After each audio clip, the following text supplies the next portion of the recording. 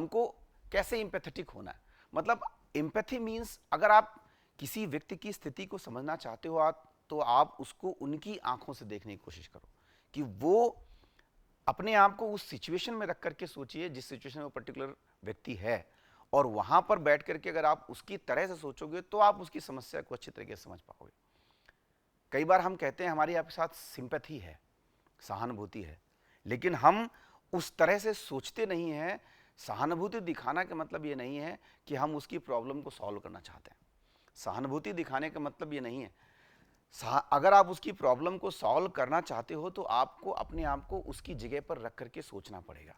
So what empathy is seeing with the eyes of another, listening with the years of another and feeling with the heart of another.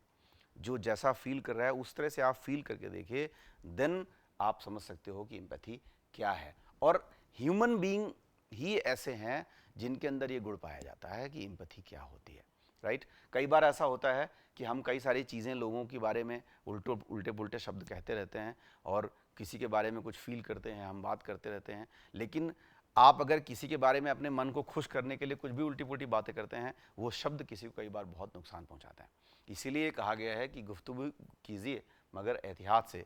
कई बार लोग मर भी जाते हैं अल्फाज से, आपको पता भी नहीं है कि आपने उनके बारे में क्या कह दिया और जो कि सच नहीं था, लेकिन वो शब्द उनके लिए इतने कठोर हो गए। That is why it is said that words are always forgiven not forgotten. शब्द जो है वो सिर्फ माफ किए जाते हैं, भूलता कोई नहीं है। अगर आप किसी के लिए गलत शब्दों का इस्तेमाल करोगे, वो आपको किसी स्टेज पे जाकर के माफ कर सकता है, लेकिन आप उससे उम्मीद करो कि वो भूल गया होगा, वो कभी नहीं भूलेगा। इसलिए हमको we have to be very selective, very choosy when we are talking to someone. हमको वो शब्द इस्तेमाल नहीं करने चाहिए जिससे कि किसी दूसरे को जो है वो आघात पहुंचे या कोई नुकसान हो।